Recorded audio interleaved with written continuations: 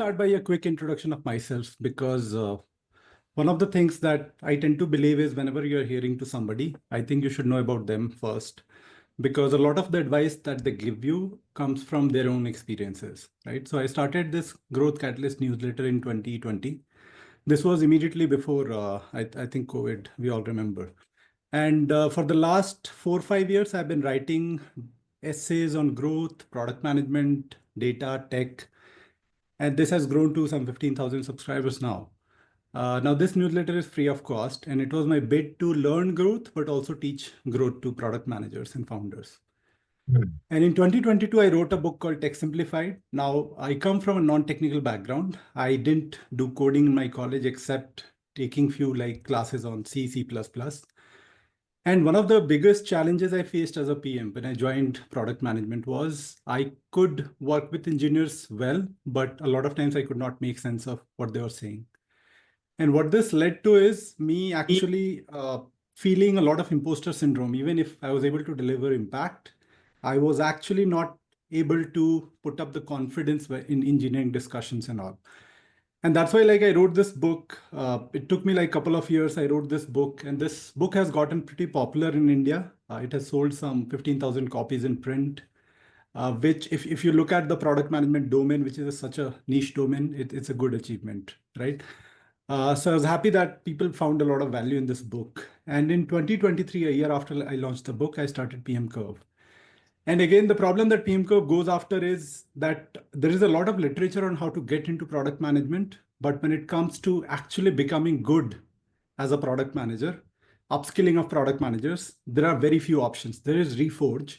And then there are a few more, like Maven is doing a lot of good things around this. But pmcurve was basically before Maven got popular. And the idea was to build different courses for experienced PMs, courses around growth, courses around product sense. In fact, the product sense course we launched was the first course globally. And I think Shreya's course came 3 or 4 months after that. So the idea was to sort of take these difficult topics and then finally convert them into courses based on the operator knowledge that I had and based on the operator knowledge that I got by talking to a lot of founders and PMs. And then there is a third course that we launched this year, which is AI, tech and AI, because I believe tech and AI actually both go hand in hand. And if you're a PM who is actually coming from a non-technical background, you'll face a lot of difficulty when it comes to understanding how to become an AI product manager, because tech is the prereq for that. Now, in terms of experience, I have worked in various domains. Don't worry if you don't know the name of these companies. Housing.com was a real estate classifieds. I built the product analytics team there. I also worked on a couple of data science projects like demand supply matching algorithm, listing decay algorithms and all. Upgrad was, again, a very small startup when I joined, and it's now a $3 billion startup in education tech in India. I led product growth for Upgrad, and as part of product growth, I actually worked on ETL, which is data pipelines and everything. And we also built a couple of cool data science products like lead scoring, AI teaching assistant, which I feel very proud of. It almost feels like I'm boasting when I talk about it. I have so much passion around that. And then I moved to MX Player, which was acquired later by Amazon. Now I led the whole product growth of daily active users, weekly active users, monthly active users there. As part of this team, I was not directly overseeing any AI products, but I was looking at recommendations and search metrics very, very closely, because for an OTT platform like MX Player, I think that is what matters most.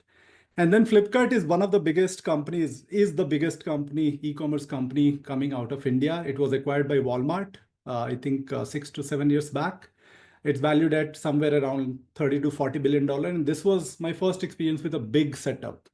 And the couple of products that I led around AI in Flipkart were voice search, which was, you can say that in 2021, this was leading edge when we are working on voice search and shopping assistant like Alexa, shopping assistant for Flipkart. And finally, I actually moved to another startup because I love startups, as you will realize by now, which is Unacademy. And here, I was working as a senior director of products. I worked on search recommendations across verticals and among other things in learning experience.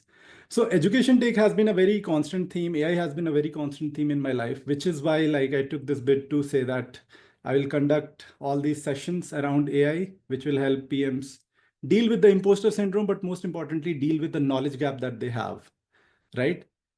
And the agenda for today's session is basically get you all with or without technical background comfortable with concepts around AI agents, how they work, and also show you like how people are building these AI agents. Now, just a caution.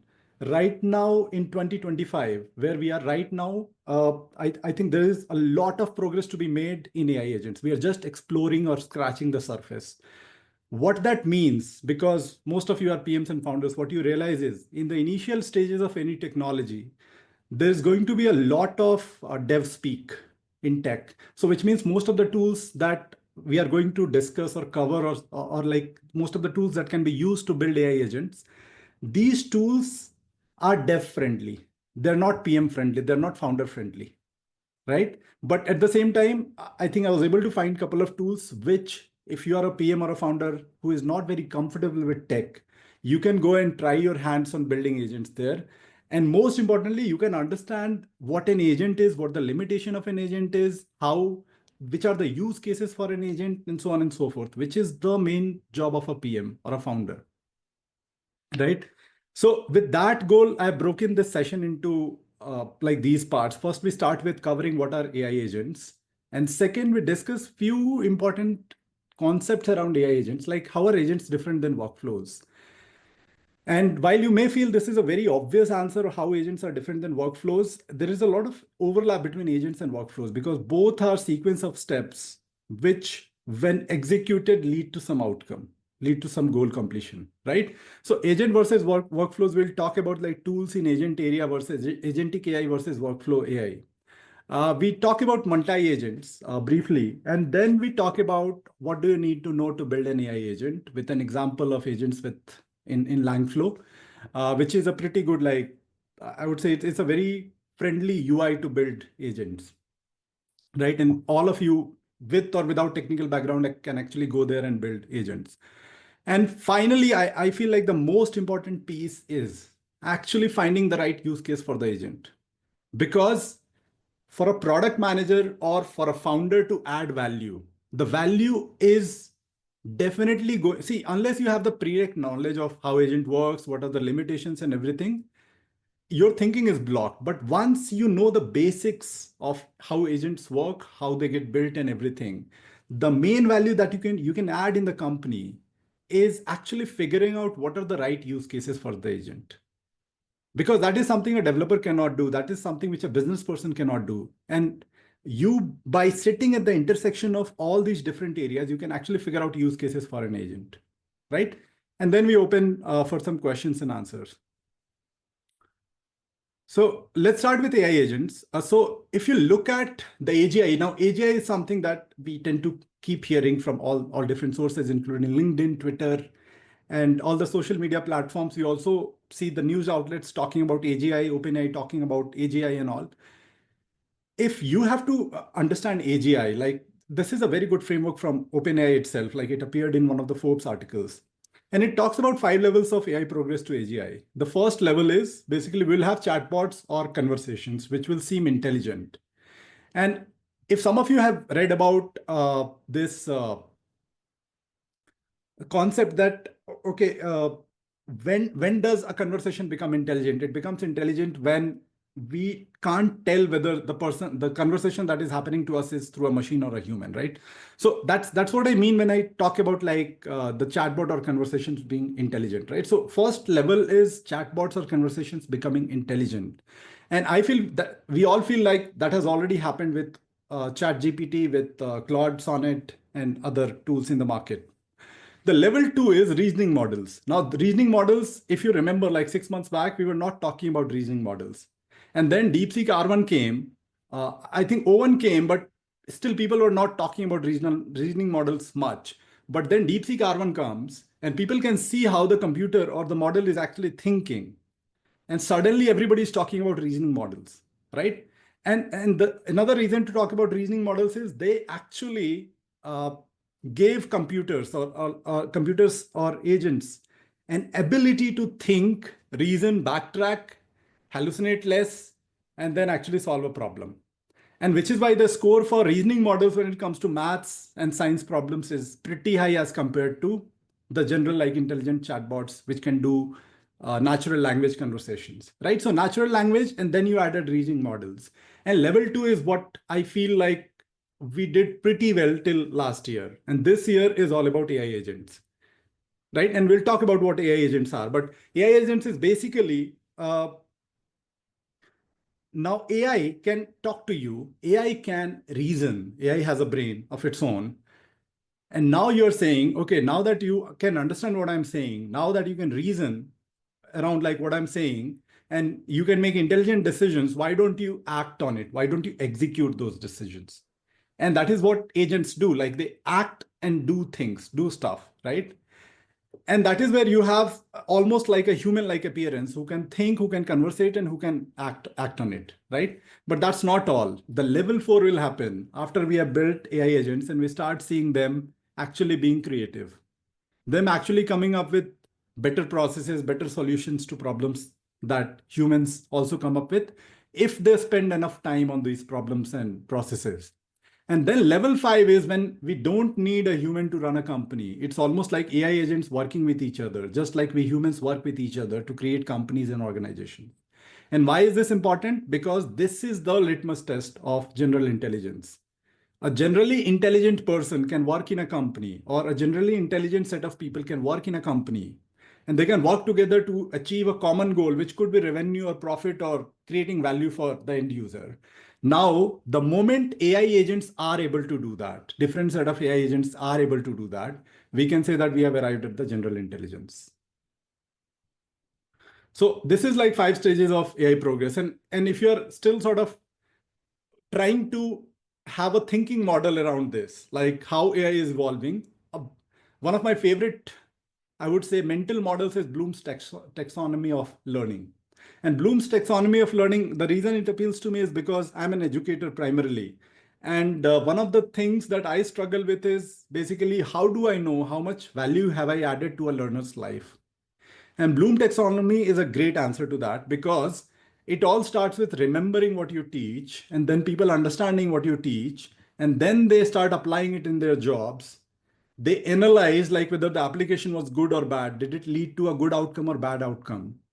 And then they evaluate the whole thing, whether whatever they have learned, has it like led to a promotion of their own, has it led to like better products, has it led to better revenue and all. And finally, like they, once they understand, once they remember, once they know how to apply, once they know how to think, analyze, evaluate, there is a final moment when they can come up with very, very novel solutions that don't exist in the world today. This is what scientists do. This is what artists do. But the act of creativity is the highest order thinking skill that humans can get. And which is why creativity is so rare skill. Creativity is so much rewarded. Now, if you go back to these 5 stages, what you realize is chatbot and conversations, they are good at understanding, remembering. Reasoning models are actually good at applying, analyzing, evaluating, right? And then you add agents which start doing things in the world, which start creating impact in the world. But even then, it's not the highest order thinking skill that a human can get to. The highest order is when they can create novel solutions. And that is where level four and level five are very important. This is where the entire debate of AGI is also focused on. The entire debate of AGI is divided into two kinds of people. Those who believe that innovators or creativity is not possible with the current set of large language models. Scaling laws are failing and all that. Don't worry if you don't understand what scaling laws are. But they believe that innovation or like AI is very good at remembering, understanding, applying, analyzing, but it's not good at creating, right? And then there is other set of people who believe that because we are going to higher order thinking skill, AI can actually go to creativity also, right? Okay, so now that you understand where like we are in this AI journey, let's talk about agents more, because we are at level 3, and let's talk about level 3 more. So think of an agent like travel agent as somebody who takes the goals that you have, like you want to have a vacation in Europe, and you have a set budget for it. Think of like an agent who pursues this goal of you by completing tasks on your behalf. They book a trip, they book flights, they book hotels and all that, right? That's what a travel agent does. Now, an AI agent is nothing but they also pursue some goals that you give them, and they complete tasks on behalf of you by using AI, right? So AI agent is nothing but trying to imitate a, let's say, a travel agent. And a very simple sort of tasks could be, it can recommend you sort of destinations. It can book tickets on your behalf. It can book hotels and experiences. It can share updates about the trip. For example, like Deepak, tomorrow, I think it's going to be sunny. So why don't you wear something which is like bright and uh, easy to go around? Tomorrow it's going to be rainy. So why don't you take umbrella with you? So it can suggest what to wear. It can share updates proactively about the trip. That's what a travel agent actually does for you. That's what a good travel agent will do for you. And that's what AI travel agent is supposed to do for you, right? Now, a key question to ask, the simplest way to understand how to build an agent is to ask, okay, then how will this agent complete tasks to meet this goal? Suppose I have a goal, I want to visit London this summer and I want to see old places in or around it. My budget is $5,000 and I want this agent to plan and schedule a trip for me.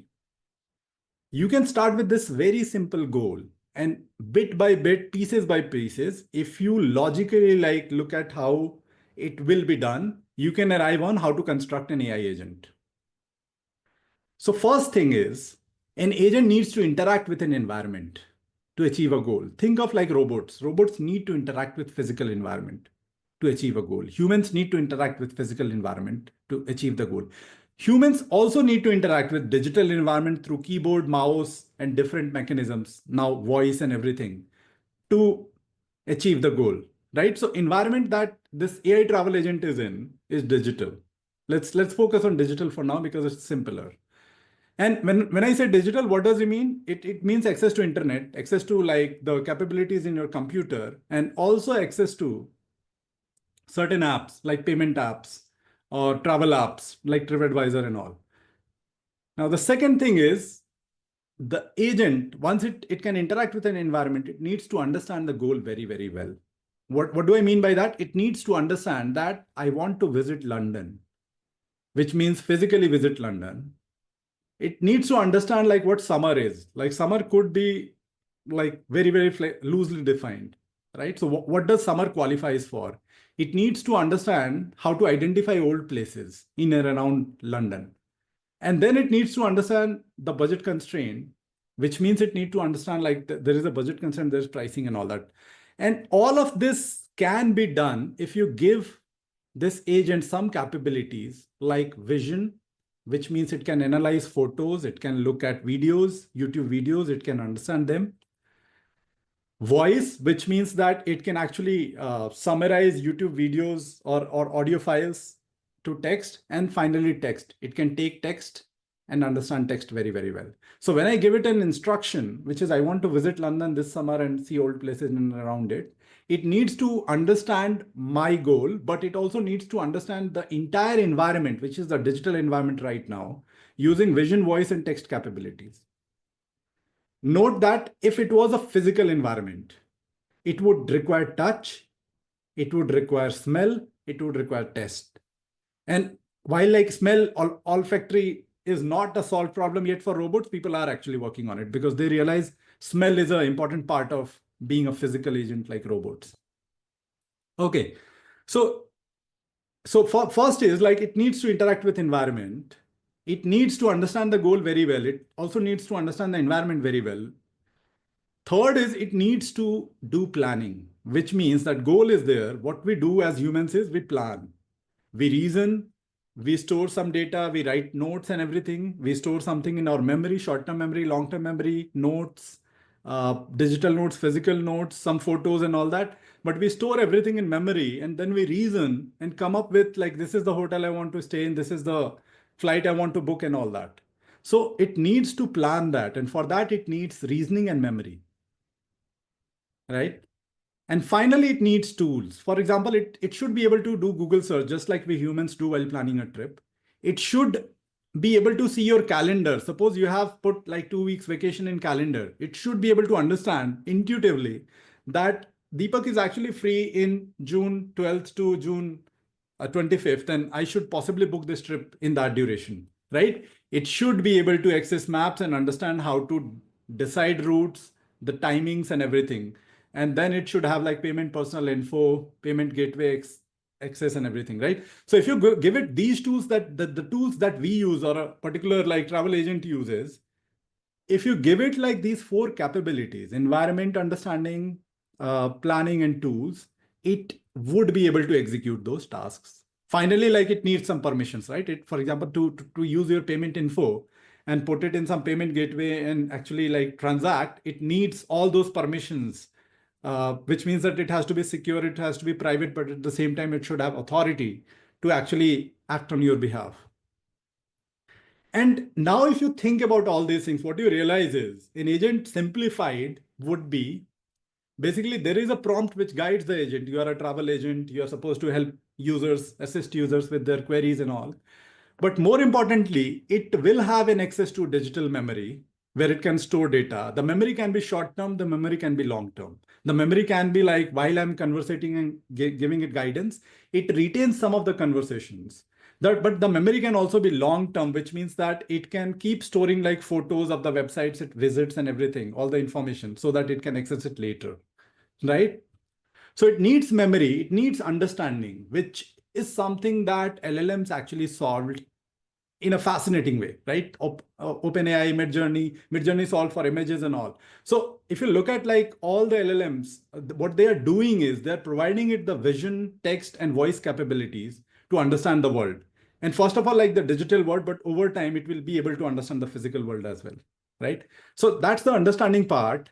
They also give the reasoning capabilities. For example, R1 and O1 actually provide reasoning capability. And now like Sonnet 3.7 also provides reasoning capability to these large language models. So planning, reasoning, and understanding is solved. Memory is solved. And finally, it needs access to tools. And tools could be calculator tools so that it can calculate all the expenses. It could be some mathematical tools so that it can maybe like if it wants to create a beautiful equation to say the happiness index of the traveler, it can do that. And then it needs weather APIs for like extracting weather information and tell the user about it and so on and so forth.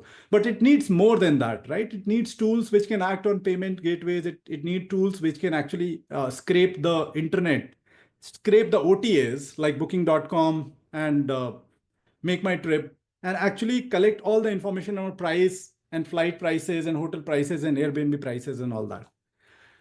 So AI agent, now that you sort of look at how humans act and you break it down, we are able to now understand how an AI agent will actually work, right? So now that we understand how AI agents are working, let's take out some of the confusion behind like what an AI agent is and what it isn't, because there is a lot of confusion around it. Do you call Perplexity an AI agent?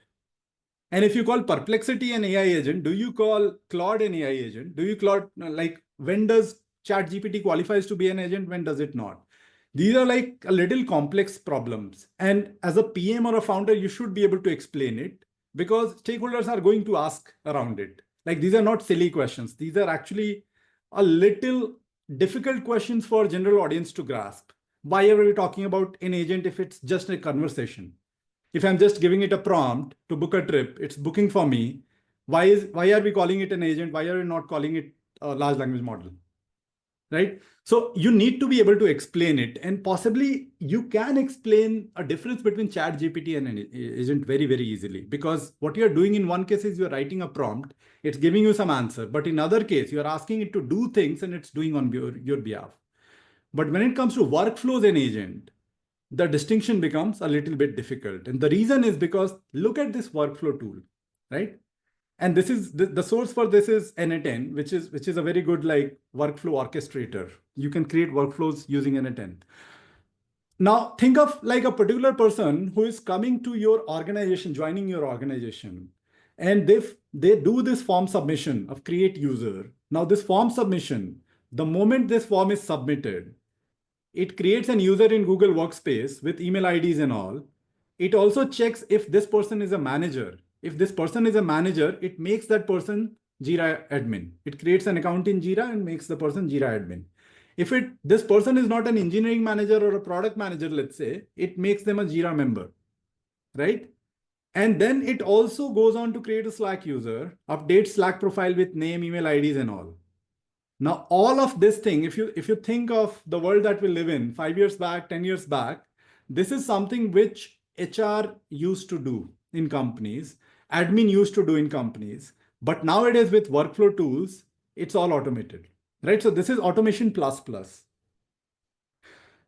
Now, the thing is, if you look at like even as a PM, I find them extremely useful, by the way. Like Make, Zapier, N10, all of these actually interact with almost all the tools that you use.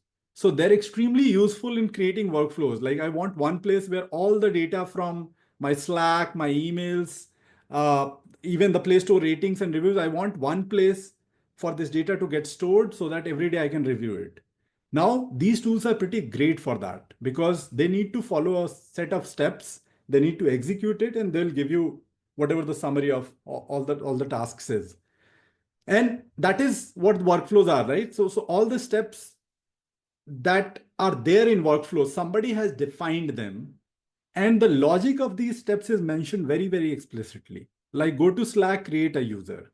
Go to Slack, create a user with this name in the form and with this email ID that got created in Workspace, and so on and so forth. And if there is a photo that the user has to upload in the form, add this photo to Slack profile, but don't add this photo to Jira. What you realize is it's actually like dumbing down how to do things step by step for the machines. But when it comes to agents, agents have this attribute, autonomy, which makes them very distinct from workflows. And this autonomy does not need to exist in all the steps. An agent can look like a workflow. For example, suppose I have to create a growth model. And this growth model is very, very important for me because my manager is telling me that we have to grow 100% next year. And I just want to figure out if mathematically it's possible to grow 100% by next year. Now, the inputs to my growth model are going to be how many users, new users are we acquiring every day, every week, every month? And what is the retention of these users?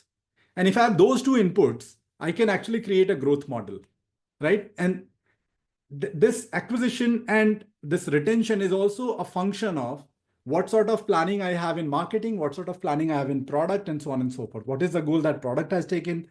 What are the goals that marketing has taken? Now think of an agent as somebody who, there are like 2 or 3 steps to this, right? So there is like the agent needs to understand what is the product plan, what is the marketing plan and all that. The agent also needs to have a tool, which is a growth modeler, which can create a growth model by using these inputs and modifying these inputs. This growth modeler should also be able to create scenarios. If we move user acquisition by 10%, this will happen. If we move retention by 10%, this will happen, and so on and so forth.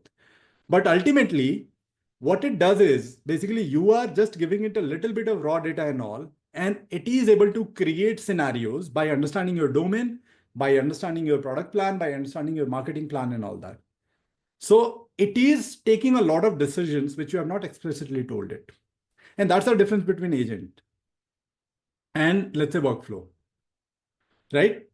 In the London trip flight booking, for example, a workflow would be search the flight within $500 on this particular date, check review, and find the one with highest CSAT, where CSAT is greater than 80%, right, for this flight, and then book it, right? Now, this is a workflow, and this looks great until you realize that an agent can even be like better because the agent will plan, and this output can be from the agent, by the way. Suppose this is an output that is there from the agent. Now, while executing, what happens is you get null results. Because what you find is there is no flight on this date available which has a CSAT of 80%. So a workflow will fail in this case. Suppose there is no flight, but what will happen in case of agent is, agent has a broader goal. The agent goal is for a 10-day trip, account for all living and experiences expenses, and basically look for flight booking and all that, right? And suppose like it has planned this whole thing, living and experience expenses, and all of this is coming to $4,500. You have 5,000 budget, so it has $500 left. And this led to this workflow, isn't it? But the problem is it got the null results by executing this workflow. And because it's getting the null results, what is happening is now it's going back to the planning and saying that, okay, we need to reduce the living and experiences expenses. We need to recalculate total cost. Possibly we should look at some Airbnb options. Possibly we should look at some options in suburbs and all that. And we need to make like $800 left for flight because right now it's getting me null results. So it will keep going back and forth just like a human planner. And it will actually give you an output of a trip. That's the difference between like an agent and workflow. And in that way, if you think, workflow is nothing but one subset of an agent, because agent takes input, it does planning and reasoning, and in the execution part, it creates a lot of workflows. It executes them, it modifies the workflows, it executes them, and so on and so forth. And finally, once the workflows are aligned to the goals it had in the input, it completes the task and meets the goal, right? So this is a difference between workflows and agent. And by the way, like workflows are extremely useful for PMs and founders because they automate a lot of things. And if nothing, like, because building an agent for yourself could be extremely hard depending on where you are, or could not be possible. But the best thing you can do, the second best thing you can do if you're not building an AI agent today, is to actually build workflows. Because workflows are also integrating all these LLMs and all these tools and AI capabilities. And what will happen is, because you understand workflows very well, you'll create a mental model on how to do structured thinking when it comes to building agents. So a person who can build very good workflows can actually build good agents also, because the fundamentals are the same. It's just that the ability or the flexibility actually increases when it comes to agents versus workflows. Right? So that's the second best thing that you can do as a PM or a founder if you're not building agents right now because you don't have a use case right now, or the management is not aligned, and so on and so forth. Right? So that's workflow and agents. Let's talk a little bit around multi-agent.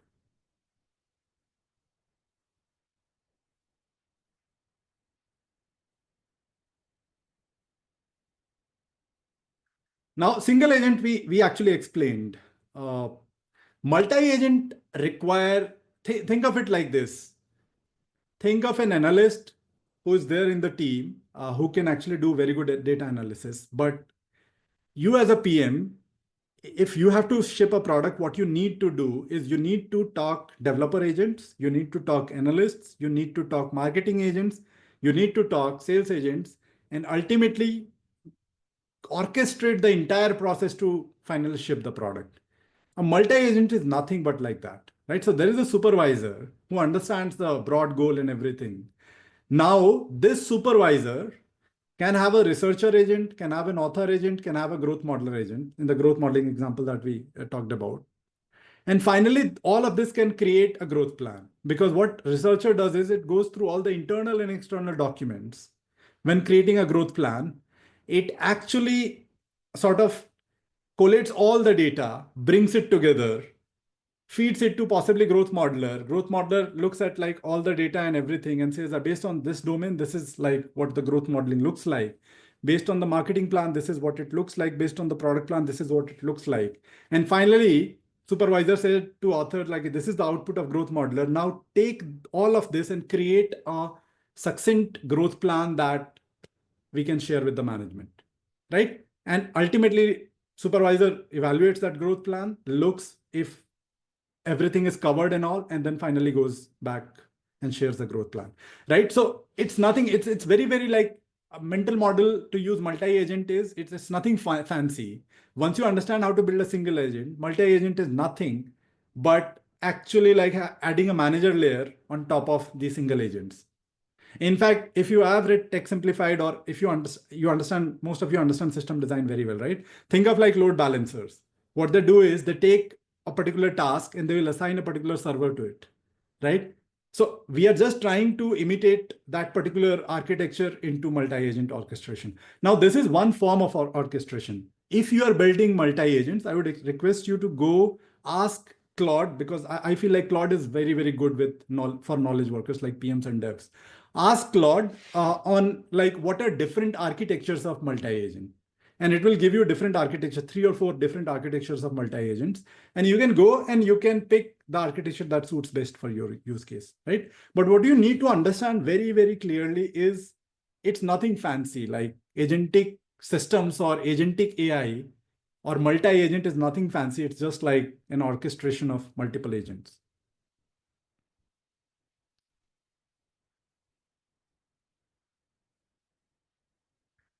A good question that appeared in the chat box is like, why don't we let one agent do all of this thing rather than like getting multiple agents to get involved?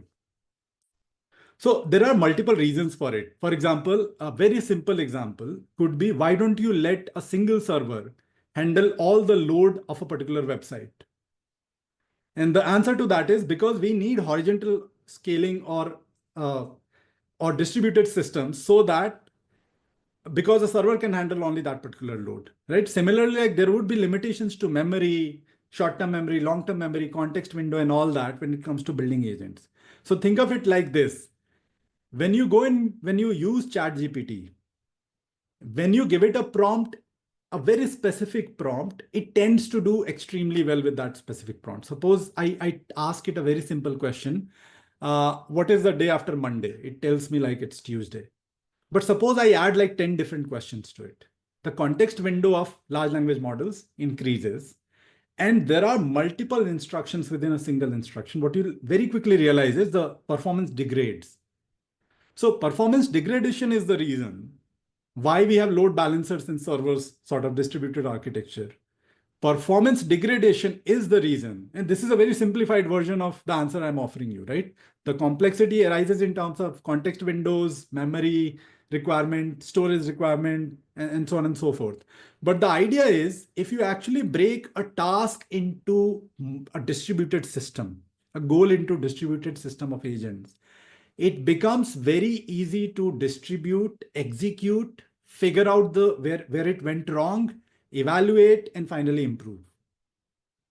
So whenever we are working with computers, one of the like good ways to work with computers is like take a task, break it down as much as possible, and give the computer to do it. In fact, like LLM's performance actually improves when you ask it to think step by step and then execute a particular task. And the reason for that is it's not that it just improves for LLMs, it improves for humans also. If I ask a person in interview on what are the things that Flipkart or Amazon should do to win in India, and they can come with a simple answer to that. But if I ask them to go step by step, follow some framework, follow like break down the problem and actually come up with an answer, they'll do a much better job, right? So breaking down into multiple components has multiple reasons for it. Like there is the context window, but there is also like access permissions and everything, right? For example, like it's much easier to build an agent which does calendar management extremely well than do build an agent which does like 10 things well, right? The second reason for this is like composability. So there is a term for this, by the way, composability. Basically, what you are thinking of it like you are thinking of an agent or multi-agent system into set of parts, different parts, which when composed together, brought together, can achieve a particular goal. Composability gives you a lot of agility also. It's almost like monolith versus microservices all over again, right? Microservices give you a lot of agility because you can build each microservice to a particular use case in a particular way with certain constraints and all. But you can't do the same thing with monolith. Monolith adds a lot of constraints on top of it, right?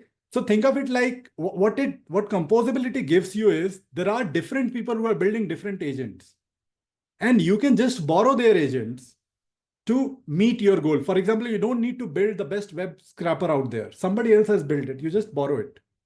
Somebody else has built a best calendar management system out there. You just borrow it. And what you are doing is you are sort of using set of APIs together to create this entire like multi-agent system. So like I said, I'm offering a very simplified version, but there are multiple reasons to it. There are like constraints to it. but there are also like a lot of benefits to it, because of which we go via this multi-agent systems. Now let's get into like building a simple AI agent. Now, when it comes to building a simple AI agent, I think let's review like what all do we need? What are the components of a particular agent? So first of all, we need an interface to provide input and like to get provide input and actually get output, right? It's provide input and get output. The second thing we need is we need basically the core of the agent. Like there should be like some goal definition, but then there should also be an orchestration layer which tells a particular tool to be used. Like this particular tool should be used if this is a calculation. This particular tool should be used if it's a search, and so on and so forth, right? So you need some orchestration layer. You need memory to store data, both like short-term and long-term memory. You need AI reasoning and planning. You need one of these models like O1 or O1 Mini. And finally, you need tools and tool integrations. So the core of agent is it starts with goals, and then there is the orchestrator, which looks at the goal and looks at the memory, reasoning, planning, and tool integrations. And then finally creates a plan, executes it using a set of tools that it's integrated with. So you need to build this core of the agent. And finally, you need to learn and improve via feedback. So think of it like if you're building a simple chat bot agent, you need to take CSAT scores from like customer satisfaction scores from the end users, and then use it as a feedback so that this agent can improve over time. Now, this step, while you're building initial agent, it's not actually mandatory. It's optional, right? Because you don't need to build like learning and improvement from day one. What you need is like the core of the agent is definitely something that you need. And then you need an interface to provide input and output. But even this, I would say this is optional, because right now you can give it a set of APIs and all. You don't need to create the entire interface for it, right? But the core of the agent is where we need to focus, and we need to be very, very comfortable with it, right?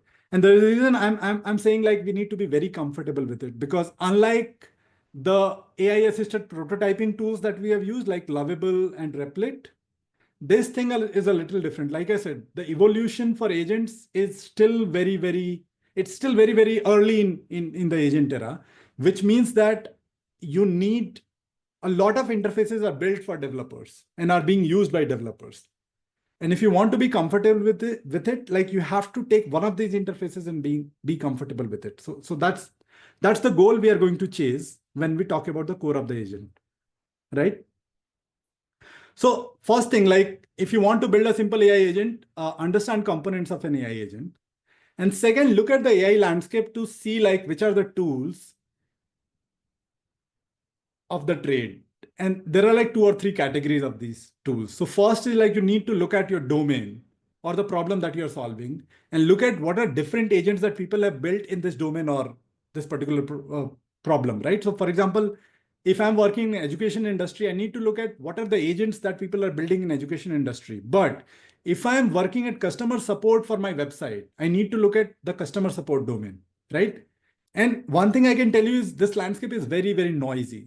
So rather than one of the approach that people take is they will go through a particular like all set of tools. They'll go through this big heavy graph that I can show you on the screen, that I'm showing you on the screen. And they'll say, I need to understand everything. You actually don't need to understand everything. What you need to figure out is based on the domain and based on the problem set that you are focusing on, what are two or three agents that people have already built? So you need to figure that out. And second bit that you need to do is you need to figure out what is the right framework to build this particular agent. And some of the popular options that we have is basically there is LangChain LangGraph, which is the most popular one. Don't worry if you don't understand LangChain LangGraph. There is Llama Index and there is QAI. QAI is good for like multi-agent systems. LangGraph is good for like single agent and multi-agent both. But don't worry if you don't understand it so far, but what you will need to do is you need to pick one of these tools and actually go and try to build an agent with it, right? And we'll show how. Like we'll take one of the tools, which is Langflow, and we'll try to build it because it's the most user-friendly tool out there, right?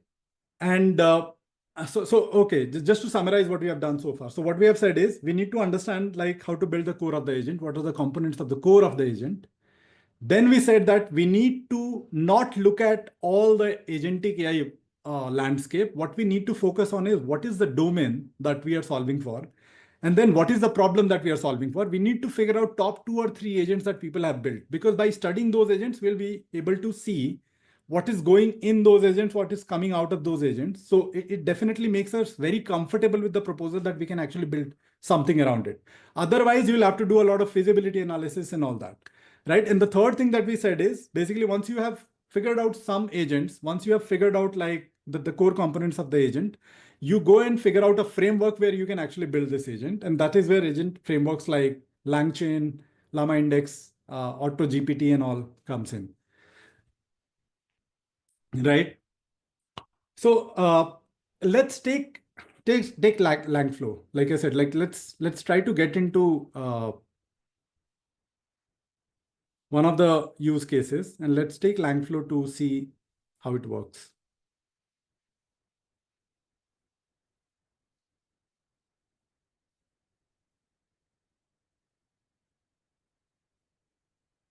So when you go to Langflow, like this is the sort of first thing that you get started for free. You sign up with Google or sign in with Google if you have already created an account. And one confusing thing that can happen is basically when you land after sign in, you land on actually data stacks, not langflow.com. But don't worry, data stacks, Langflow is one of the products of data stacks. And you'll see this option of build with Langflow. So you go to build with Langflow and you land on this particular screen. Now, one of the first things that I want you to do when you land on this screen is actually go to this new flow, right? And read this entire section very, very carefully. So there is like basic prompting. So you can create very simple agent which use one of the OpenAI models or Anthropic models, right? By the way, they heavily promote OpenAI, but you can use Anthropic APIs also. And I feel like for the job that we do, Anthropic is also like very, very useful. It also helps you with like creating RAG. RAG is something which is retrieval augmented generation. If you don't understand it, think of it like when you're building a chatbot, you don't want it to be a generic chatbot. You want it to be trained on the data that you already have in your website. So if I'm an educator, what I want to do is I want to take all the course content and I want to put all the course content in the memory of the AI so that this chatbot particularly only surfaces those things to the students who are asking a particular question.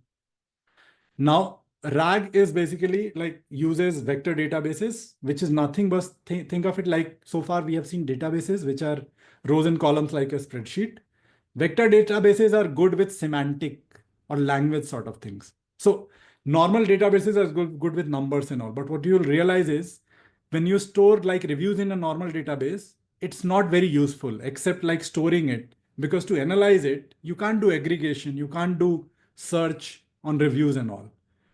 So think of it like for the semantic use cases or like language related use cases, which is what my course is all about, which is what a blog post can be all about.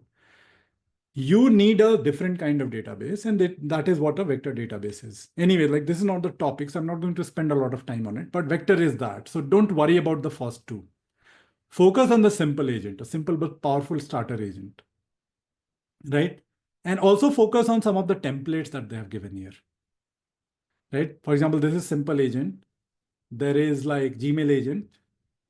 Then there is market research, SaaS pricing, graph rag and all that. So you can look at research agent. So some of the things which are written as agent, you can actually look at. So this Gmail agent, for example, it can send emails, create draft, fetch messages. And what you can say is, okay, don't send emails, but at least create draft for every message that lands in my inbox. And it's extremely useful because then all you have to do to clear your inbox is review this particular composed message and just hit send.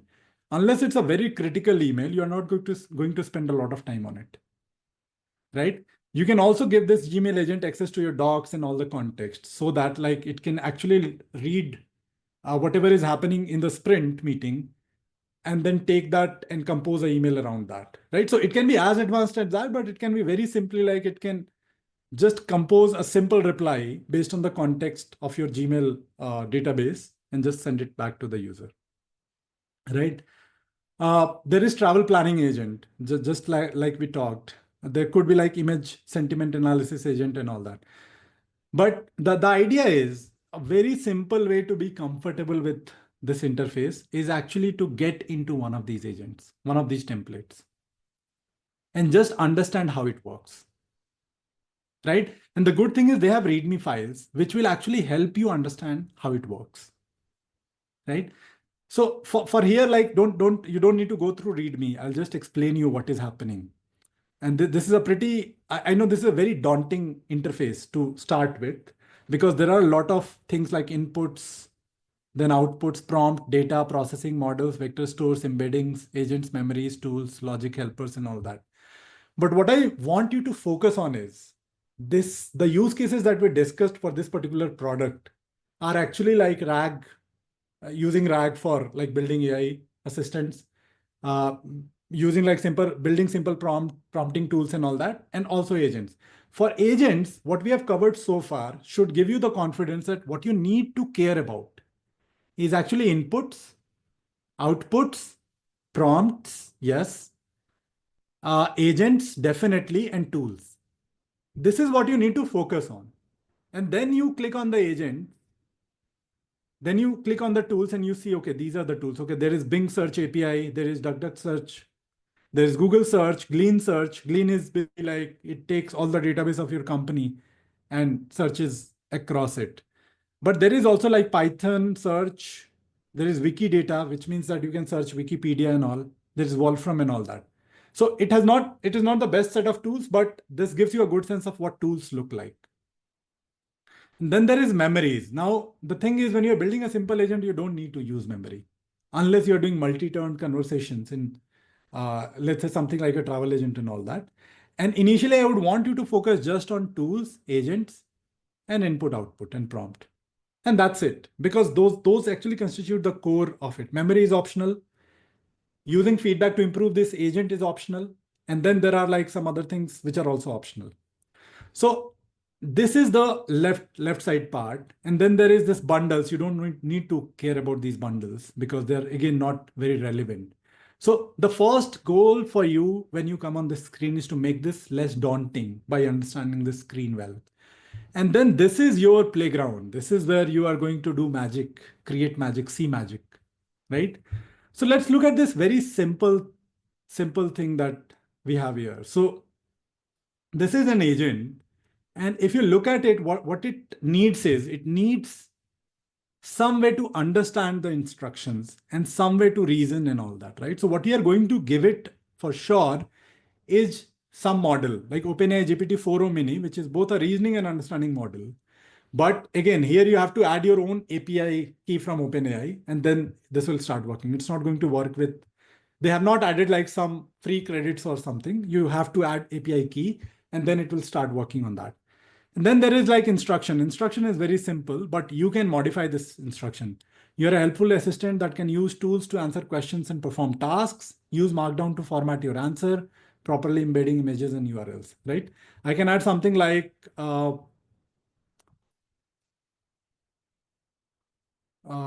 be as concise as possible. So this is the prompt that we were talking about, right? What agent needed was a prompt, some guidance on how it should behave, what the persona should be. So this is like a system prompt. And then there are tools. Tools is where you see like there is a tool for URL, which can look at a URL and get all the data from a URL. There is calculator, which can perform basic operations because LLMs are actually not great at it. If you give a very like large mathematical, I would say like equation to a LLM, or even if you say 1, 2, 3, 4, 5 multiplied by 7, 8, 9, 10, it will not be able to do it, right? So you need calculator, and then you have a chat input. So this is the input. The input is going into the agent. Agent is deciding whether it should use a URL calculator or it should use this simple model. And then finally, it's giving you an output. And this is the simplest agent that can be out there. Now, what you can do is you can say in tools, I'm going to add, let's say, Wikidata, because I want it to refer to Wikipedia whenever I'm asking a question around a particular topic, right? The good thing is you can give it instructions, but mostly it will be able to understand that this is something where I need to actually use Wikidata.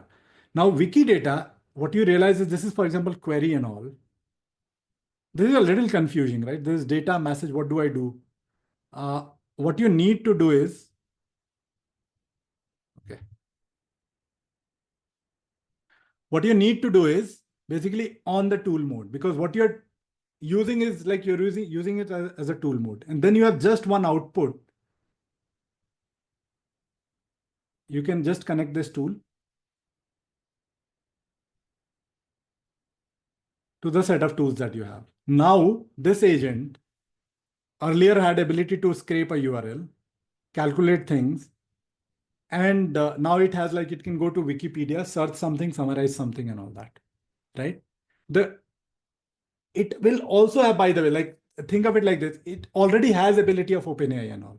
So it's not that you ask it a general question, it will not be able to answer. But more specifically, if you ask it to talk about, let's say, pmcurve.com, it will go to pmcurve.com and it will actually read the entire website and then it will come back, which is something your large language models don't do. Unless you say that, okay, enable search and then summarize this website for me, they don't do it. This is going to automatically do it for you. Right? So this is a very simple agent, and this is how you are going to understand like it piece by piece. You go to all the projects again. You go to my projects. By the way, this is a little slow, so it can be frustrating at times, but it is slow. Like it's not your network connection or anything, but it's actually like slow. So let's look at a place where I have actually added like Sonnet sort of API. And what I've done is I've done like URL calculator and all that. Let me open the playground and say, let me add a new session and say, what is 1, 2, 3, 4, 5 multiplied by 98765?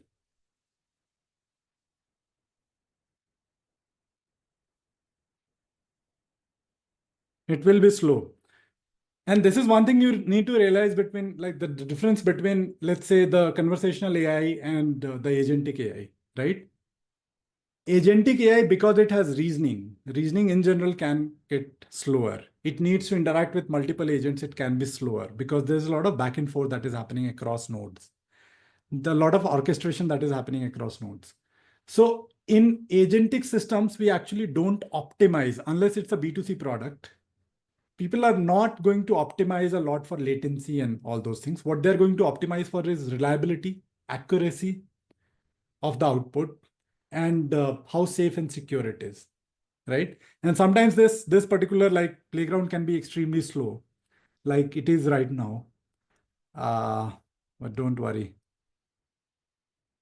These are like some of the outputs I was just testing out. For example, like this 1, 2, 3, 4, 5 multiplied by actually like went to calculator component, executed like calculator and gave me the result rather than using OpenAI. Because see, if you ask Anthropic this simple question, it will still calculate and give it to you.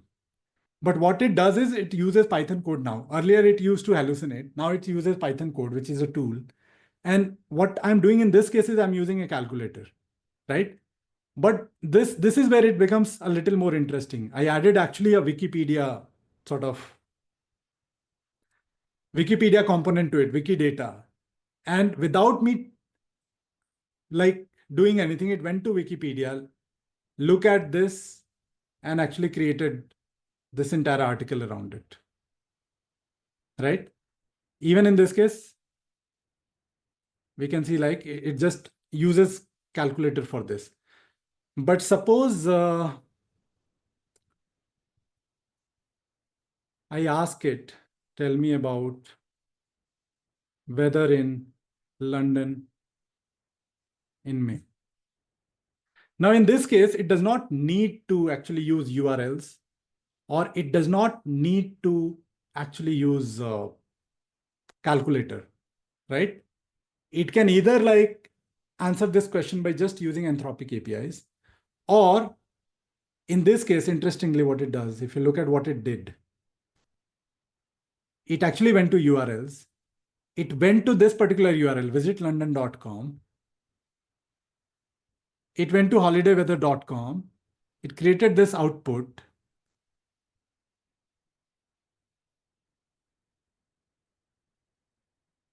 Which is not great, by the way, so far.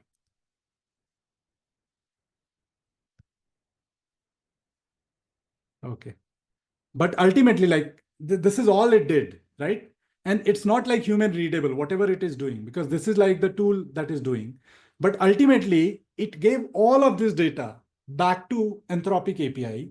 And Anthropic API did this beautiful thing and gave me an output in 7 seconds. Sunshine hours, rainfall, rainy days, general weather conditions, and all that.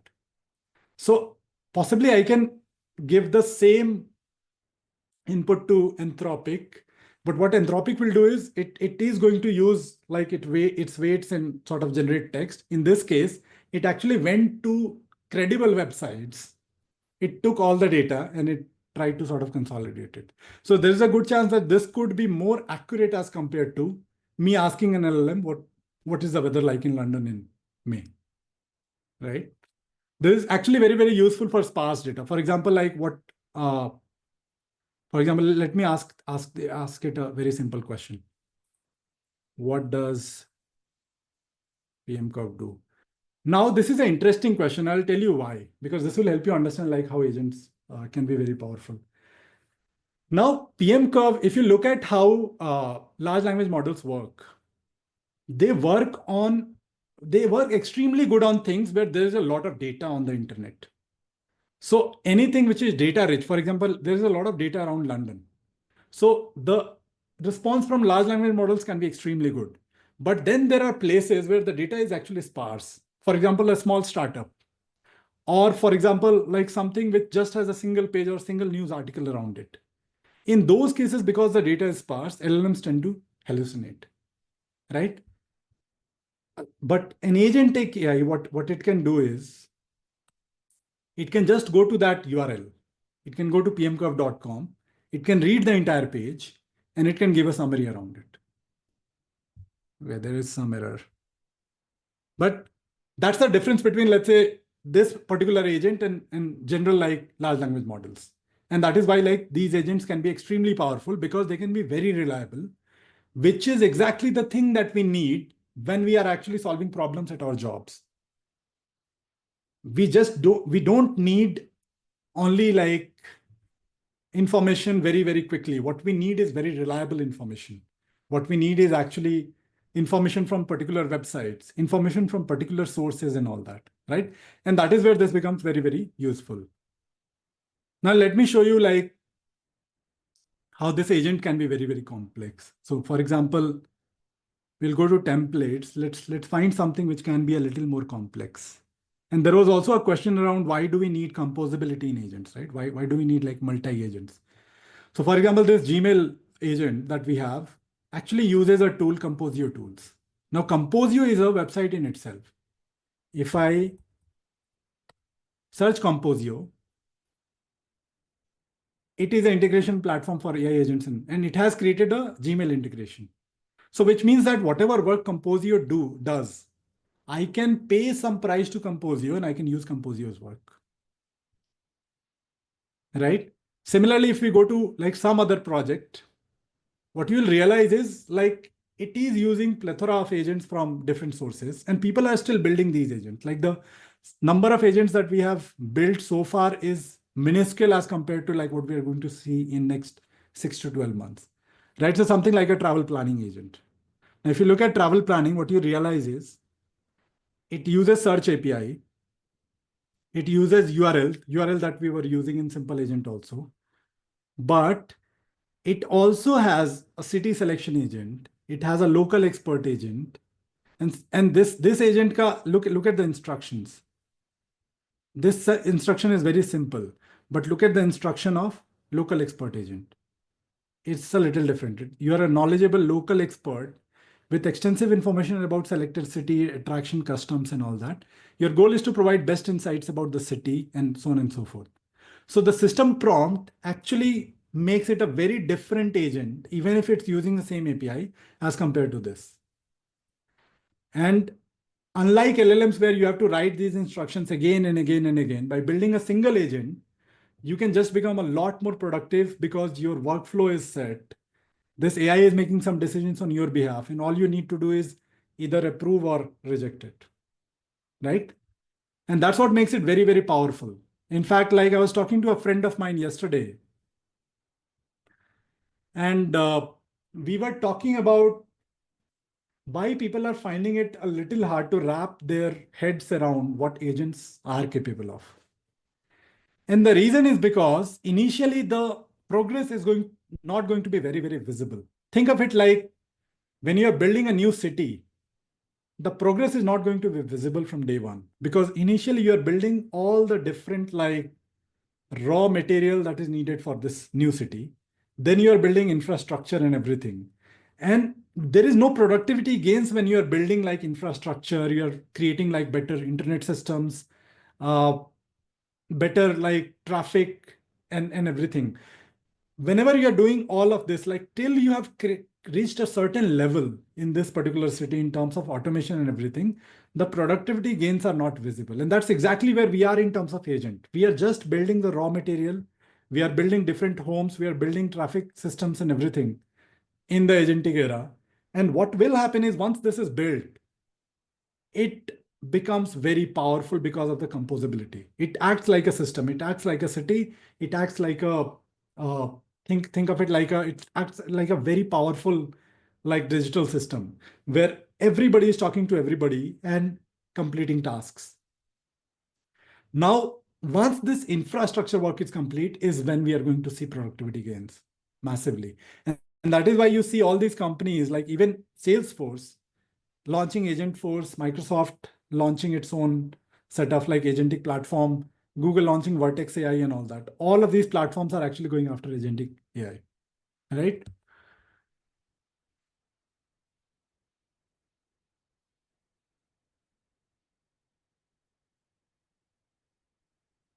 Okay.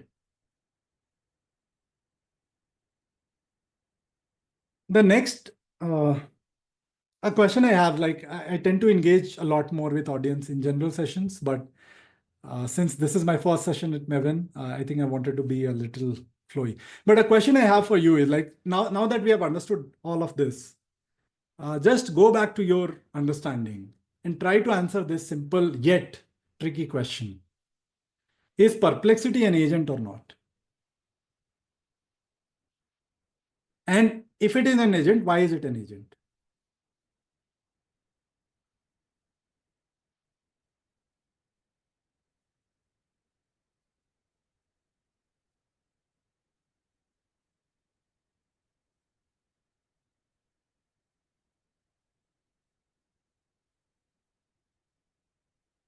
Okay. There are answers around it's a wrapper, it's an agent, and all that. Okay. Let's say there are people who are saying perplexity is an agent. What about Sonnet? Or what about ChatGPT? Is that an agent or large language model?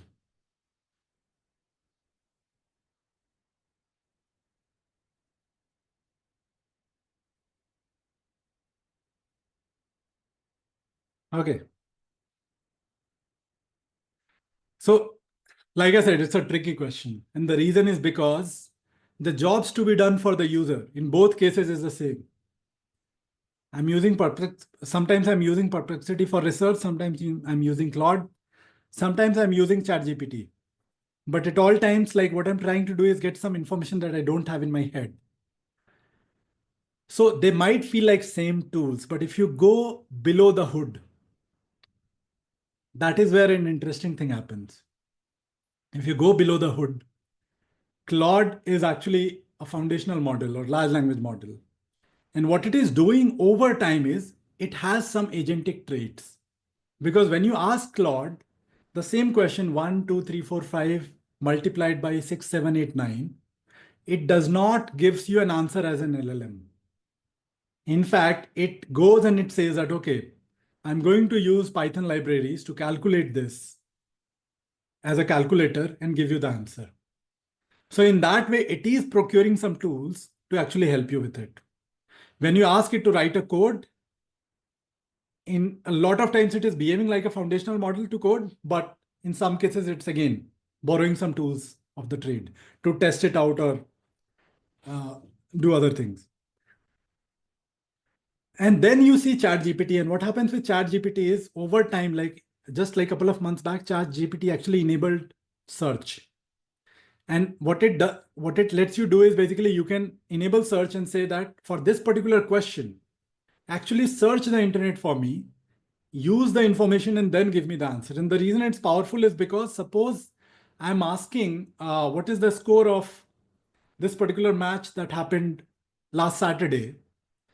Claude might not have the answer because there is a cutoff date for the language, but by adding a tool for internet search, it will be able to get that answer. And which is where like you see Claude, GPT all going a little bit into agentic directions, but they are still fundamentally foundational models, large language models. Perplexity is not a large language model. In fact, it started as a web search tool. And now if you look at Perplexity, what it is doing is it is adding more and more tools of the trade. It can give you stock market analysis. So it has possibly created a tool which takes all the inputs, like scrapes the internet, takes the latest input around a stock, a particular company or a particular stock exchange, and it then creates this graph for you, right? Creating the creation of that graph in itself is an agentic capability. It can create that graph by using some tool which creates graph very, very easily for financial projections and all. And what you realize is Perplexity under the hood is a lot more agentic AI as compared to Claude or ChatGPT, right? So while the form and factor of a particular tool can look like a large language model, or it is simply a chat interface, under the hood is what defines whether it's agentic AI or not. And in the coming months, I do see Perplexity moving more in this direction.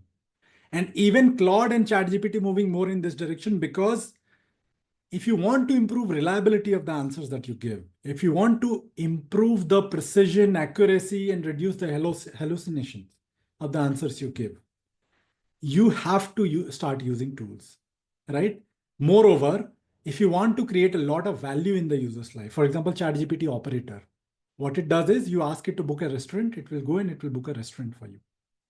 And the value that it creates is rather than just giving information about the restaurant, it saves a lot of time for you going on that website, clicking on that restaurant, booking that restaurant, retrying if the slot is not sort of open yet. And it saves a lot of time for you, and the time can be equated to money. So, which is where, like, while ChatGPT is fine with charging $20 a month because it's just giving you an information, the moment it starts saving you, let's say 20, 30 hours of time visibly, it can go to an entirely different cost model. Because there is a value that employers will be willing to pay if they can see that employees are able to say, like one employee can do two employees worth of work because of these agentic capabilities, right? And that's why like all this push for vertical AI agents is going on, which is like the end game for vertical AI agents is not to make workers more productive, but actually replace workers. Like replace the support agent, replace the sales agent. We are not anymore aiming for productivity gains for these like roles, right? And while speaking, it may sound a little brutal, and it is brutal by the way. Like we are going through a massive shift because of agents. But at the same time, the idea for PMs and founders should be to acknowledge it and try to like solve in a positive direction, maybe retrain the workforce in some of the pursuits that AI cannot do. For example, evaluations. AI cannot do evaluations. It can do like certain level of evaluation, but it still cannot be beat like human evaluations, and so on and so forth. So anyway, the idea is, I think the to summarize the demo and everything. First of all, like the user interface of most of the like agent creators are not very non-technical. In fact, Langflow is possibly the one that I found actually very, very useful. Another one is Crew AI, but Crew AI has a lot of bugs. So I think for developers, it's actually pretty good, but for PMs, it might not be great. The second thing is what you need to be comfortable with is like at least like pick one tool and be comfortable with how to create an agent, how agents get created and all that. At the same time, be very, very comfortable with workflow tools like n8n, Zapier automations, and all that, so that you can start integrating AI to automate some of the workflows that you already have as a PM, right? And finally, understand that agents, like the shift that is going to come through agents is not going to be visible immediately. It is going to happen all at once. Like it will build, and then the whole progress will happen all at once, right? So that's basically the summary of like the demo part and how to build an agent, how to think about it. Let's come to the final part, which I feel is the most important one for PMs. But I'll just take a brief pause and look at the chat and see if there are any questions that need answering. There is a question, how can we detect a hallucination? See, the way to detect a hallucination is actually by looking at some of the tasks that agent has done. Look at the logs, just like I was looking at, okay, did this, and this was the output, and actually cross-verify the output. There is no other way initially when you're building an agent. So do things that don't scale, like Paul said it in context of startups, but in context of LLMs also, do things that don't scale is actually the evals piece, which is you look at the output, you look at the input, and you actually evaluate whether the LLM is hallucinating, log it, and then over time track whether the hallucination is actually reducing or not. You can also log the quality of the output and over time track if the quality of the output is increasing or not.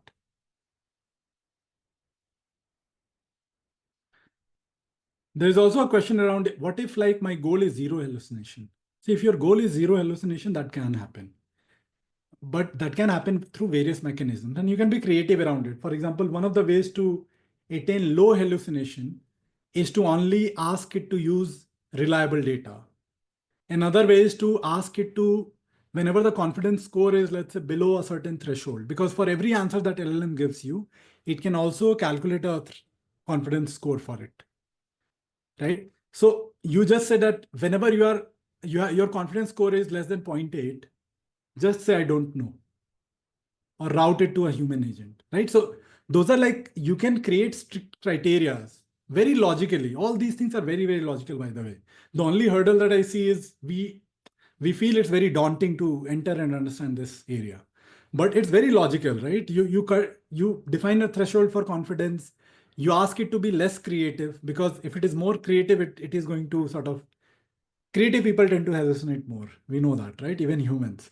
And then you ask it to sort of just refer to very, very reliable sources of data, and it will hallucinate less.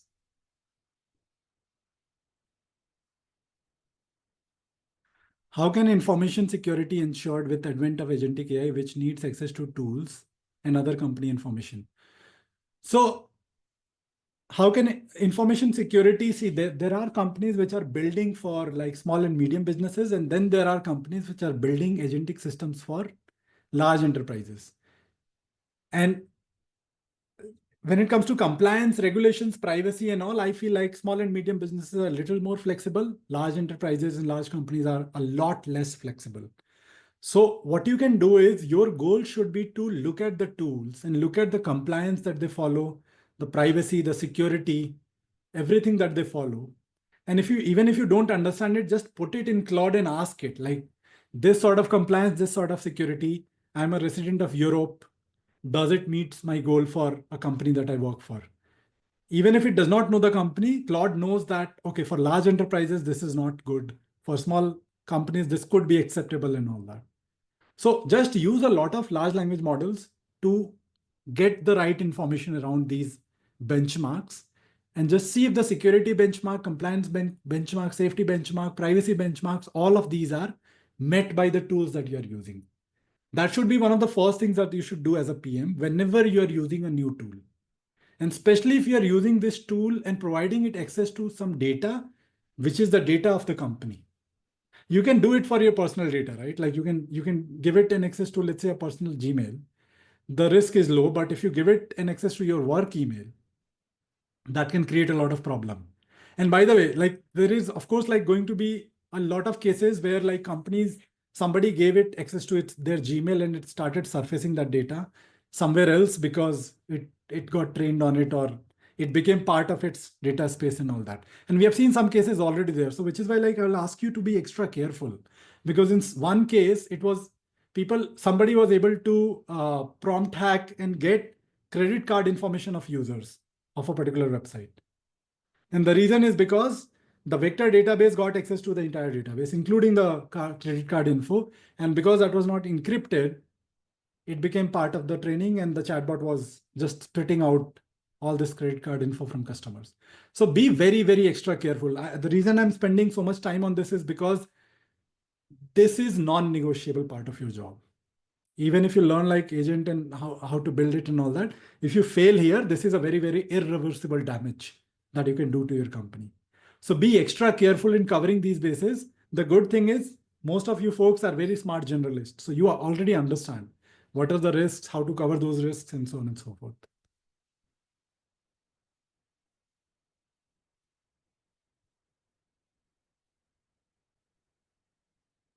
How does agent choose specific tools? How is this different from? So an agent is choosing tools. Think of the abilities it has, right? So an agent can understand natural language very well. Now, and it can reason very well also. So the agent has this information. This particular tool is very, very useful for this particular use case. So it has this tools to use case mapping as well. Then all this agent needs to do is, there are a set of use cases. It takes like whatever input the user has, it breaks it down into set of tasks. Every task, it then finds a use case, finds a tool for that use case, and then assigns that task to that particular agent. So what it is doing is logically like what you and me will do. If we are asked to calculate anything, we will not go to Google and type it. We will just take a calculator and we'll calculate it, because we understand intuitively that this is the fastest way to reach a particular conclusion. An agent also understands the use case of a calculator, and then it is able to map whenever you are asking a particular question, it is able to understand whether this is a calculation, mathematical calculation, or is it something which is a URL, or where they need to put this URL into URL scraper, or is it something else? Because it's able to classify the use cases, it is able to map these particular tasks to a particular agent, right? So the LLM capabilities that the natural language understanding capabilities that agents have gotten because of these models, and the reasoning and planning capabilities that they have gotten because of these models, is what enables them to work very, very effectively, is what enables them to be autonomous also. Otherwise, we'll be doing simple workflow orchestration, right? Okay, so finding the right use case. Again, your primary job as a PM is first to understand agents, which we have done to a large extent, and then find the right use case for it. Now, the first part of that job is to map the value creation process. And there is a supply layer to it in the value chain. There is a value creation layer, and then there is a distribution layer, right? Supply layer, for example, like if I'm Maven, the supply layer is this list of educators or operators who are teaching on my platform, and whatever tools and whatever software I've built for them. Value creation layer is basically helping them create all this content on my platform. Distribution layer is getting Maven to different students, creating email lists, sending marketing emails, doing Facebook ads, Instagram ads and all that. So if you understand different layers and if you understand like which all tasks, which all activities, in fact, like Michael Porter wrote this around 25 years back in Competitive Strategy, where he talks about like every company can be broken down into the value chain and set of activities that happen in value chain.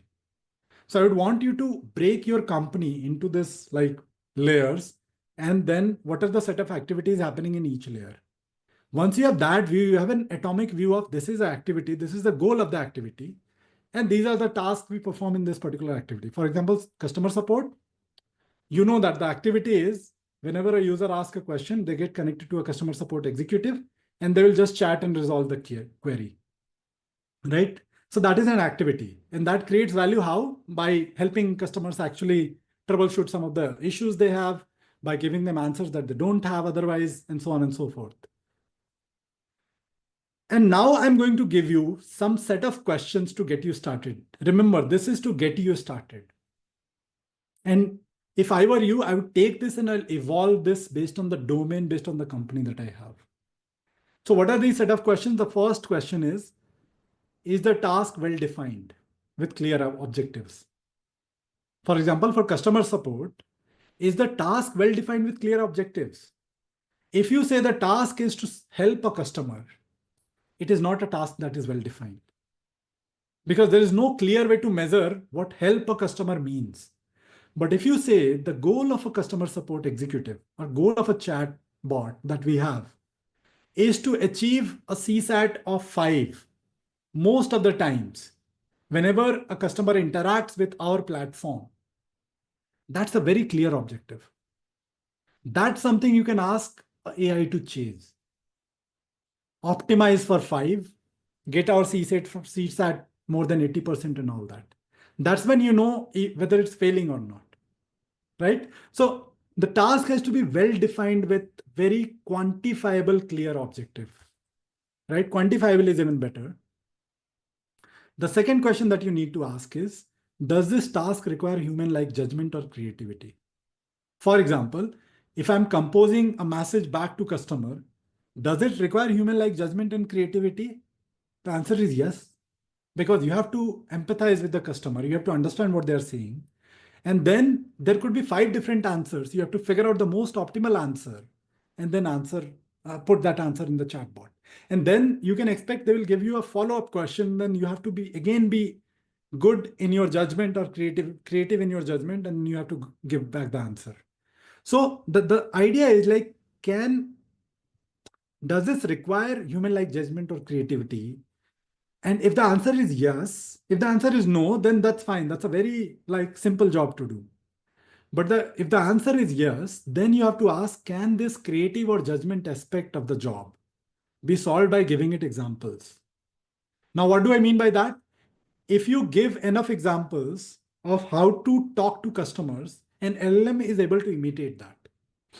If I give enough emails that I have written back for some email that I have gotten, the LLM can actually start imitating my tone. It has that ability. It can imitate how Richard Feynman actually wrote physics lectures. It can imitate how I teach. It can imitate how I write. That's the best thing. So can it be solved? Like, can the creative aspect be solved? Yes. Can the judgment aspect be solved?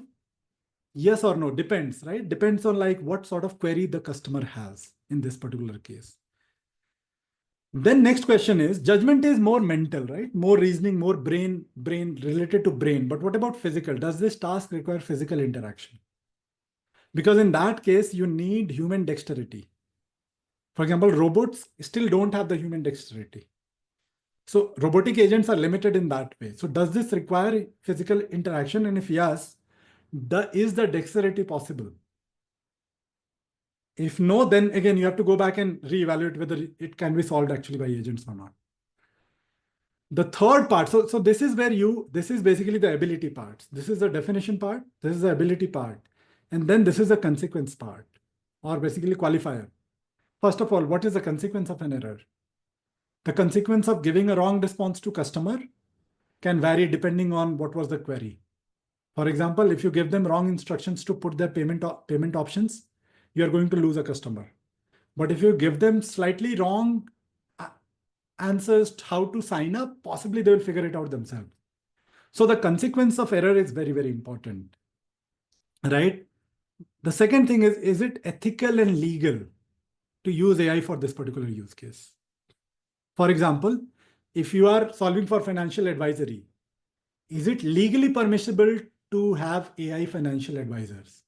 The answer is no in most countries today. So then you can't use AI for financial advisory.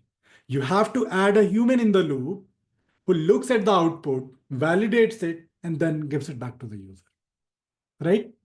The third is, are proper security and privacy measures in the place? This is a question somebody asked actually. How do we ensure that there is proper security and privacy measures in the place? First, you have to define it, then you have to evaluate it, then you have to make sure that they're in the place, right? And finally, it's going to be like, what is the ROI as compared to the alternatives? For example, if I put humans versus if I put these agents, like what is the ROI in these cases?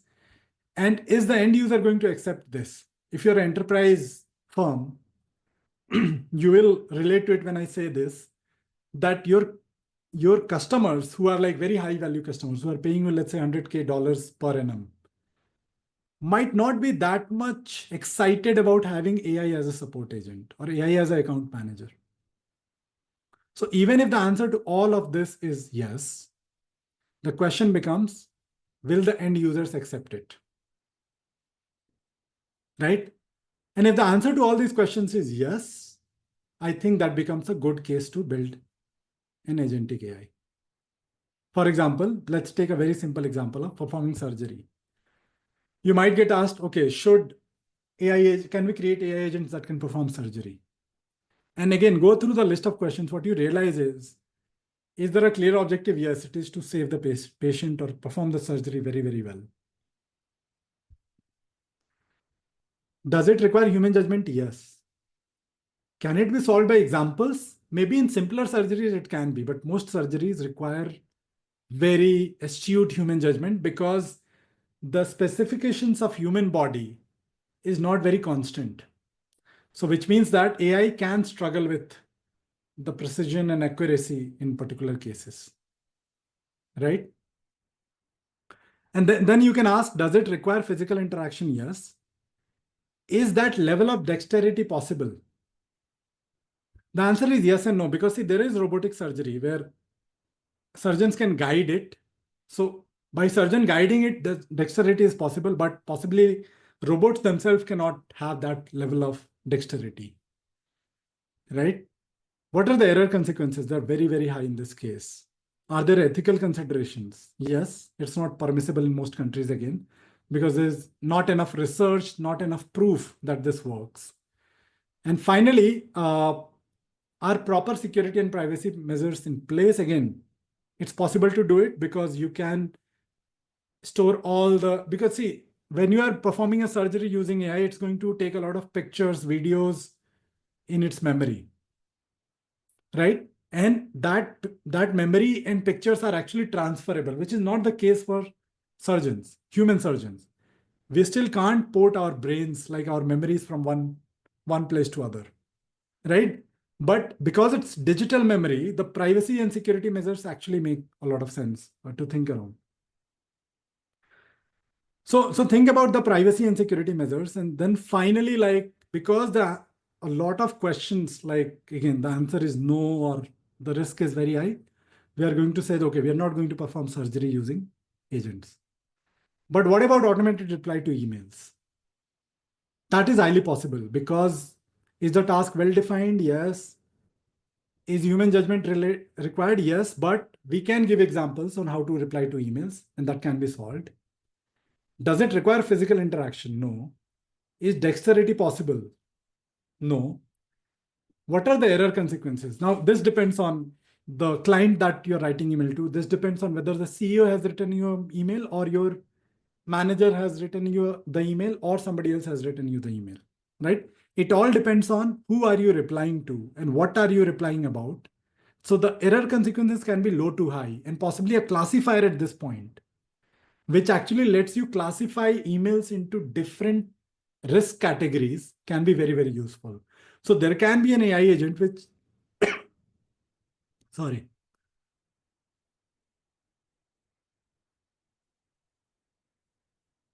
yeah, there can be an AI agent which actually classifies these emails. And then, depending on the classification, if the risk is low, it can go ahead and it can reply to these emails, right? Is it ethically and legally permissible? Yes. Are proper security and privacy measures in place? Yes. What is the ROI as compared to alternatives? Good, because it saves my time and all that. And does the end user accepts it? Again, it depends. I might be comfortable with it, somebody else might not be, right? So when you build this agent, there could be a persona which is very comfortable with it, but there could be some people who are not that comfortable with it. Okay.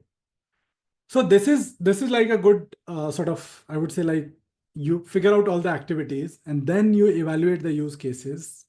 You should be able to evaluate use cases using these questions, and you will be able to come up with a definite answer. Now, there are a couple of things I want to discuss, and then we can take some questions. One is like, in customer support is possibly something which every company has sort of used AI for, right? And one of the questions that I will ask if I'm learning about agents is, how does agentic AI transforms customer support shape and form, which is present today? For example, today, we can give answers. The chatbot is able to resolve queries from users. So the question becomes, how does that changes with agentic AI? And if you have followed like whatever we have covered so far, you'll find it very easy to answer that possibly the best thing that this can do is, so far we need humans to fix errors for customers or issue refunds and all that. Now agents can actually fix errors for customers. They can take over the screen of the customer. They can help them with login issues. They can help them troubleshoot like other issues that they're facing. They can track down a payment gone wrong. They can follow up on a particular email and so on and so forth. So what agents can do in addition to chat is they can take a lot of actions. And what you'll realize is, depending on the industry you are in, customer support's job is not just like writing chats. It's also to coordinate with different teams, find the right answers, and take actions around those answers. Sometimes it could mean sitting with the customer, asking them for screen sharing permissions, telling them what to do to resolve a particular query. Sometimes it means going to a developer will look into the database, they will track down a particular error, and they will then resolve it. With agentic AI, it's actually possible to chat to customer, drop an email to developer, drop an email to whoever the concerned person is, get back the reply, put the reply back to the particular customer, right? And sometimes it will take a decision such as like, let's move this to human support and all that. But most of the times, I think wherever like human support was actually doing this orchestration, all of that can be done by agent. Most of the places where they were doing some troubleshooting by taking some actions, all of that can be done by agent. And that's the beauty of like agentic AI. It is a lot more powerful, and which is why we are saying it can replace some of the teams. It can replace some of the roles. It's not just going to make people productive. It is going to replace the roles. The second, like this is something that I find very close to my heart. For example, if I'm building an AI teaching assistant, today, my all today what I can do is I can take all the data or all the material that I have, and I can feed that data into this particular model, and the model will give answers to students. But a more powerful thing could be like something that I do myself. If somebody who is working in Stripe asks me a question, or somebody who is working in Microsoft asks me a question, I first go on and see what Microsoft is doing around that area. I will then read on some of the like notable people who have written around that area. I will then look at my notes. my own sort of course content. I will do some more research, and finally I'll collate everything and give an answer. I am acting as the agent. And agentic AI can do that. It can take my content. It can do internet search. It can look at which are the people we should listen to. In fact, I can define that only listen to people who have written extensively about this topic or who have worked in companies which have high reputation in these topics. For example, if it is something around marketplace, only read to people who have worked in marketplaces. Read Keith Rabois, read Travis Kalanick, read some of the investors like Benchmark Capital sort of partners. But read Lenny Rachetsky blog post because he has written around marketplaces and all. But it can actually figure out which are the people to read to, just as I do, by the way, just as I do. And it can do a lot of good domain research, which I'm not able to do because I have limited time. And finally, it can give me a much, much, much, much better answer. In fact, this AI teaching assistant can be more powerful than me. And that's the beauty of agentic AI, right? And that's where I'm going to leave this session to end.